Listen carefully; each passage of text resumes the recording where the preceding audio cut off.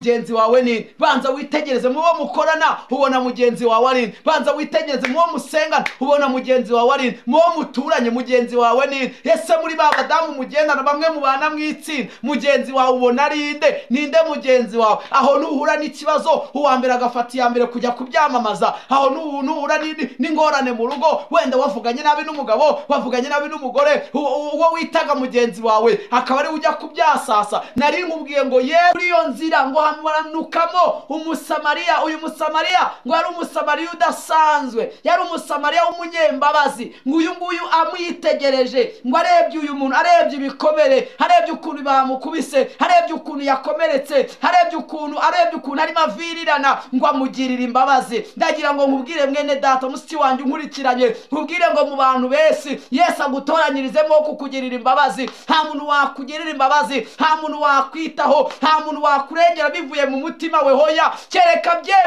abyemejwe n'imbaraga z'Imana kereka byemejwe na Mwuka Wera niyo mpamvu uzanye ijambo ngo mu bantu bese baba mu bantu bese Yesu agutoranyirizemo umuntu ubundi nta muntu wakakugira imbabazi ubundi nta muntu n'umwe wakurengera nta muntu n'umwe wakwitaho kereka uwo Yesu yagutoranyiriza mu bantu bese Yesu agutoranyirizemo umuntu ngo uyu musamariya aramwitegereza aramureje kandi amupfuka inguma reka nkubwire ntago nzi ngo umufite ntago nzi uburyo wakomeretse ntago nzi ibikomere ugendana ariko nkwatuyeho ijambo rivuga ngo Yesu agutoranirize uwo kukomora ibikomere Yesu agutoranirize uwo kugupfuka inguma nawe urasigendana wagira inguma watewe n'umugabo wagira izo watewe n'umugore wagira izo watewe n'urubyaro wagira izo watewe naho washatse wagira izo watewe naho ukora mu kazi ukora hakaba hari inguma ugendana zaho ariko hari Yesu ugiye kugutoraniriza umuntu w'umumaro ku buzima bwawe nunyumve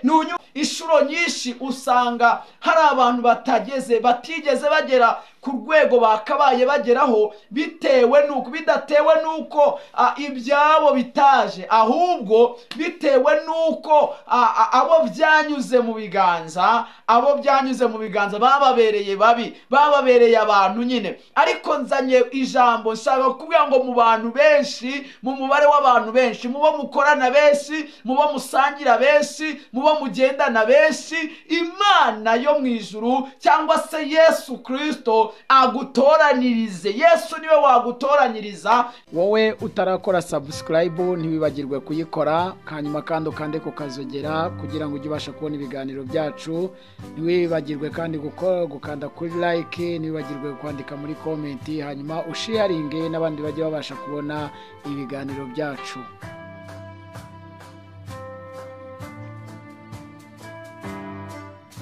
Amahoro y'Imana nabe muri mwe mbahaye ikaze mu ijambo ry'Imana iyi ni channel yacu kandi yanyu Abeza ba Yesu TV. Turashimira Imana rero iduhaye umwanya kugira ngo twongere tuganire ijambo ry'Imana. Nyemerera adufate Bibiliya dusome ijambo ry'Imana hanyuma twumve icyo ijambo rivuze. Turasoma ijambo ry'Imana dusanga mu butumwa bwiza bwa Yesu ko bwanditswe na Luka cyangwa se Evangelii ntagatifu nkuko muri Bibiliya ntagatifu yitwa ni Evangelii ntagatifu uko yanditswe na Luka. Turasoma ibice byaho 10 hanyuma dusoma umurongo wa 33 tumanuke tugeze kuri 37 ni Luka ibice 10 umurongo wa 33 tugeze kuri 37 hanyuma tuganire kuri ayo magambo ni ijambo Imana ishyize ku mutima wanjye. Reka dusome mu izina rya Yesu. Haranditse ngo ariko umusamariya wari mu rugendo nawe amugeraho amubonye amugirira impuhwe aramwegera amupfuka inguma amwomoza amavuta ya elayo na vino amushyira ku ndogobe ye amujyana mu icumbi ry'abashyitsi aramurwaza. 35 haranditse ngo bukeye bwaho yenda idenariyo 2 aziha nyir'icumbi ati umurwaze kandi ibyo uzatanga byose birenze ku byo ngusigi nzabikwishyura ngarutse. None utekereza ute muri abo bantu ninde wabaye mugenzi w'uwo waguye mu bambuzi? Aramusubiza ati nuwamugiriye imbabazi. Yesu aramubwira ati genda nawe ugire utyo. Imana y'amahoro itugirire neza mu izina rya Yesu. Nejejwe n'Imana mu mutima kubwo kongera kubana nawe kandi mu ijambo ry'Imana. Amazina ni yayandi, ni Regis Singaye. Ndanezerewe cyane kubwo kuba muri uyu mwanya w'ijambo ry'Imana. Ndaje ngo tuganire ijambo ry'Imana. Rero ni ijambo nahaye umutwe uvuga ngo mu bantu benshi Yesu agutoranyirizemo umuntu. Ni umutwe w'ijambo nahaye, navuze ngo mu bantu benshi. Iri jambo narihaye umutwe uvuga ngo mu bantu benshi, mu mubare w'abantu benshi, abantu bateranye ari benshi, abantu bakoranye ari benshi, abantu begeranye ari benshi, Yesu aba ari ugutoranyirizamo umuntu. Kubera iki mvuze ngo mu bantu benshi Yesu agutoranyirizemo umuntu? Rimwe na rimwe umuntu ajya yibeshya ko afite umuntu, ariko ugasanga wenda se afite umubare w'abantu benshi, ariko ugasanga muri abo bantu benshi abuzemo umuntu. Kuvuga ngo umuntu ni ijambo rivuze ngo kuba wabonamo mu bantu benshi, kuba wabonamo ukugirira umumaro. Narivuze rero ngo mu bantu benshi Yesu agutoranirizemo umuntu. Mubo muturanye benshi, mubo muvukana benshi, mubo mu muryango wawe benshi, Yesu aba ari we wenyine ugutoranyirizamo umuntu. Imana ishimwe. Nkoresheje iyo mvugo kubera yuko mu buzima bwa muntu, mu mibereho y'umuntu, nta kintu na kimwe umuntu abasha gukenera bitanyuze mu maboko y'undi muntu. Buri kintu cyose ukeneye kibanza kunyura mu maboko y'undi muntu. Muri iyi si tubayemo usanga abantu benshi turimo dukora uko dushoboye ngo tubone icyo bita amafaranga, usanga dukora uko dushoboye ngo tubone ubutunzi, ariko ibyo byose nta kintu na kimwe uzabona mu buzima bwawe, cyangwa se ngo ugishyikire mu maboko yawe, ugishyikire mu biganza byawe bitanyuze ku wundi muntu. Niyo mpamvu mu bantu benshi uba ugomba kubanza kugiramo byibura umuntu. Uwo muntu rero niwe uba umuyoboro wo kugira ngo ishyikire bya bindi byawe. Inshuro nyinshi usanga hari abantu batigeze bagera ku rwego bakabaye bageraho, bidatewe nuko ibyabo bitaje, ahubwo bitewe nuko abo byanyuze mu biganza bababereye babi, bababereye abantu nyine. Ariko nzanye ijambo nshaka kuvuga ngo mu bantu benshi, mu mubare w'abantu benshi, mubo mukorana benshi, mubo musangira benshi, mubo mugendana benshi, Imana yo mu ijuru cyangwa se Yesu Kristo agutoranirize. Yesu niwe wagutoranyiriza, Yesu niwe wagutoranyiriza umuntu mu bantu. Umuririmbyi yaririmbye uzura umwuka wera, haravanga abantu bariho ngo ariko habuze umuntu. Kuki yavuze ngo abantu bariho ariko habuze umuntu? Rimwe na rimwe hari igihe usanga umuntu afite abantu benshi, hakagira abamuhamagara, hakagira abamwandikira kuri WhatsApp, rimwe na rimwe wapostinga akantu kakarebwa n'abantu benshi, ariko wagira ngo uhuye n'ikibazo ugasanga muri ba bantu benshi nta muntu n'umwe ubonetsemo wo kukugirira impuhwe, nta muntu n'umwe ubonetsemo wo kukuba hafi. Niyo mpamvu nzanye ijambo rivuga ngo mu bantu benshi, mu mubare w'abantu benshi, Yesu aba ari ugutoranyiriza mo umuntu. Imana ikugirire neza. Hanyuma iyo dusomye Bibiliya itubwira umugabo umwe ngo wari urimo amanuka ava i Yerusalemu ngo yerekeza i Yeriko. Uyu mugabo ngo yaramanutse, ariko mu kumanuka kwe amanuka hari ibyamwiteguye. Yari umunsi mubi ku buzima bwe, wari umunsi uteye ubwoba. Amanuka ava mu nzira, ava i Yerusalemu ngo agana i Yeriko, ariko Bibiliya avuga ngo ageze mu nzira ngo ahura n'igico cy'abambuzi. Reka nkubwire, muri ubu buzima tubamo tujya duhura n'abambuzi. Muri ubu buzima tubayemo muri isi turimo duhura n'abambuzi, ugasanga abambuzi barakugenjeje. Ariko mu bantu benshi nje kukubwira ngo Yesu wenyine aba ari ugutoranyirizamo umuntu. Imana ishimwe. Ngo aragenda agwa mu gico cy'abambuzi. Nimunyumvire iki kintu abambuzi bamukoreye. Ijambo rya mbere Bibiliya iravuga ngo baramwegereye, ngo bamare kumwegera, ngo baramukubita, ngo baramunoza, baramuhondagura, baramukubita bya hatari. Bibiliya isomye iravuga ngo baramukubise kugeza ku rwego bamusigaje asigajeho gatoya kugira ngo apfe. Ndagira ngo mvugane nawe ufunguye YouTube yawe, ndagira ngo mvugane nawe urimo nkurikirana, urimo undeba, urimo unteza amatwi, kubwire ngo nawe hari inzira wanyuzemo, iyo nzira uyinyuzemo uhura n'ibigukubita, iyo nzira uyinyuzemo uhura n'ibiguhondagura, ariko kandi nubwo byaguhondaguye byagusize usigajeho gatoya ngo upfe, mu yandi magambo byagize ngo birakunogeje, ariko turashimira Imana kuko itemeye yuko upfa, ahubwo mu bantu benshi, mu mubare w'abantu benshi Imana igiye kugutoranirizamo umuntu. Imana ishimwe, reka tuhereze icyubahiro Imana nihimba. Mu mubare w'abantu benshi Imana igutoranirizemo umuntu. Bibiliya irambwira ngo baramukubita bamusiga asigajeho gatoya agapfa. Hanyuma iyo dusomye iri jambo, Bibiliya irambwira ngo uyu muntu ngo muri iyo nzira ngo hamanukamo umuntu w'umutambyi, umutambyi ngo amanuka muri iyo nzira, ngo amanutse muri iyo nzira Bibiliya ivuga ngo iki?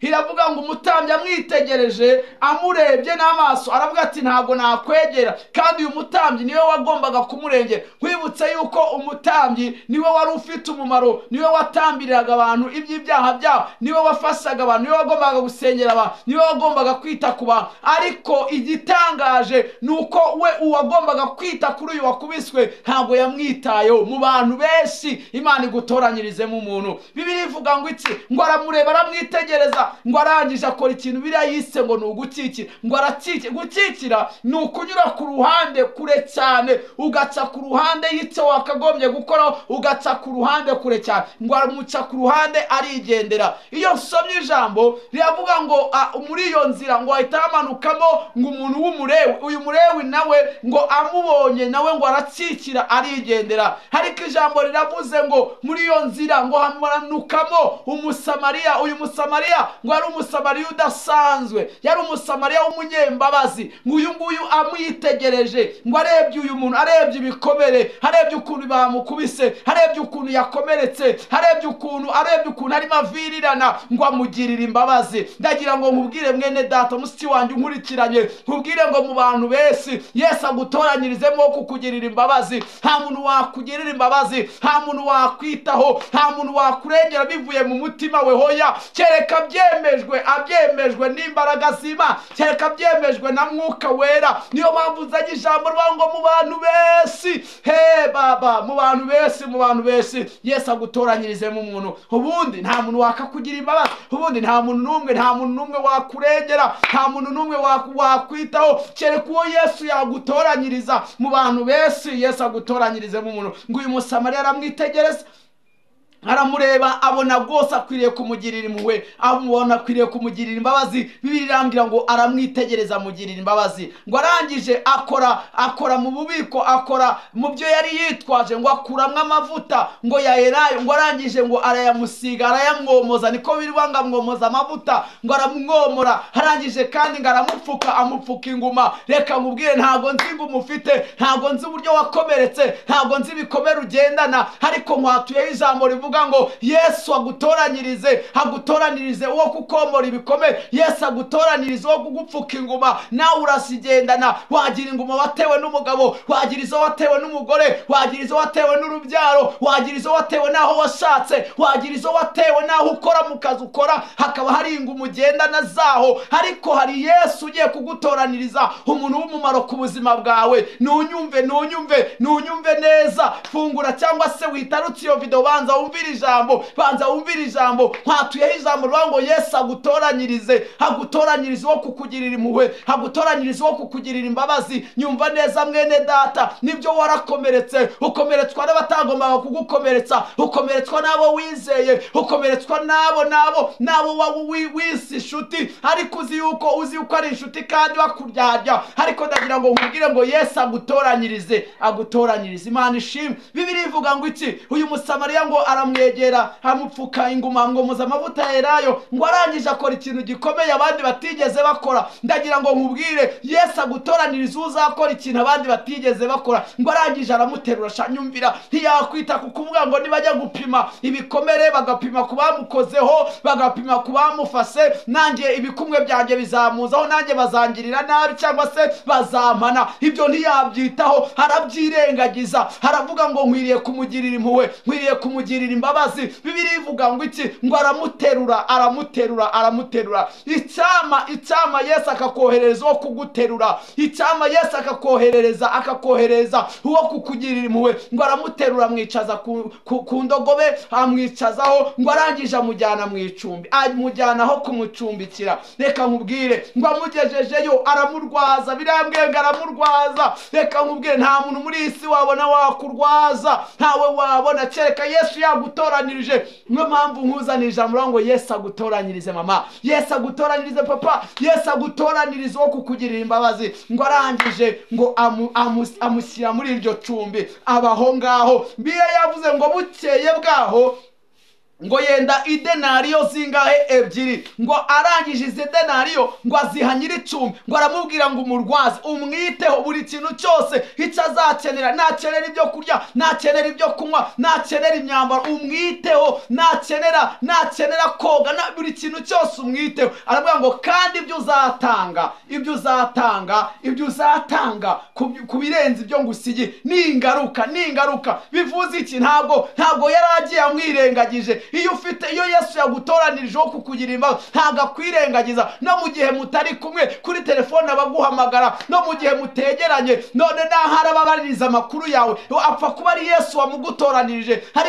Ariko mu bantu benshi nta wakugirira impuhwe. Nari nkubwiye ngo Yesu aba ari we wenyine ugutoraniriza wo kukugirira imbabazi. Reka nkubwire mwene data, uyu munsi wa none wasanga urwego uri hatari rwo wakabaye uriho, wasanga uburyo ki uhagaze mu minsi ya none siko wakabaye umeze. Byishwe n'iki? Byishwe nuko uri mu bantu benshi, kandi muri abo bantu benshi wabuzemo umuntu. Ariko nkwatuyeho ijambo rivuga ngo Yesu agutoranirize. Haleluya! Yesu agutoranyirize uwo kukugirira imbabazi, Yesu agutoranyirize uwo kukugirira impuhwe. Ubundi nta muntu wabona wakwita. Buri wese ahugijwe n'ibye, buri wese arimo arareba ibye. Uyu munsi wa none benshi barimo barikunda. Umva ukuntu Pawulo yandikiye Timoteyo, yaramubwiye ngo muri iyo minsi ngo abantu bazaba bakunda ibibanezeza, bo ubwabo bazaba bikunda. Ariko uyu munsi wa none mwatuyeho ijambo rivuga ngo Yesu agutoranirize. Aba ari we wenyine ugutoraniriza uwo kukugirira imbabazi. Ngarangije amusiga aho ngaho, ngarika asiga ibyo kumwitaho. Iyo ufite umuntu Yesu yagutoranirije, ntago ajya kureka, ahora akurikirana, akabariza amakuru yawe. Runaka ameze ate, runaka abayeho ate, runaka mbese bimeze gute. Ariko reka nkubwire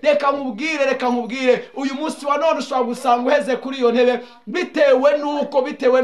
bitewe nuko abakagombye kukugira imbabazi, abakagombye kukwitaho, abakagombye abo umugisha wawe wanyuze mu biganza, hari uburyo kibabigenje. Niyo mpamvu uri aho ngaho. Ariko Yesu w'i Nazareti aba ari we wenyine ugutoranyiriza. Imana ishimwe. Ndashimira Imana yuko uwo nkurikiranye Yesu agiye kugutoranyiriza, wo kukugirira impuhwe, agiye kugutoranyiriza wo kukwitaho. Imana ishimwe. Bibiliya yavuze ngo arangije amusiga aho ngaho. Yesu mwibutse ko iki cyari ikiganiro yari arimo agirana n'umuntu ngo wari umwibaragujeho, wari umwigijeho shyashya, niko birivuga. Ngo aramubaza ngo mbese nabigenza ne ngo ndaga ubwami bw'Imana? Yesu aramubwira ngo ukundishe Uwiteka Imana umutima wawe n'ubwenge bwawe bwose ndetse n'ubugingo bwawe bwose. Kandi aramubwira ngo nurangiza ibyo ngibyo, nubirangiza ugende wite kuri mugenzi wawe, umwiteho nk'uko nawe wiyitaho, umukunde nk'uko nawe wikunda. Bibiliya ivuga ngo iki? Uyu nguyu ngo yigira shyashya kuri Yesu. Ngamaza ngo mugenzi wanjye ninde? Bibiliya yisomye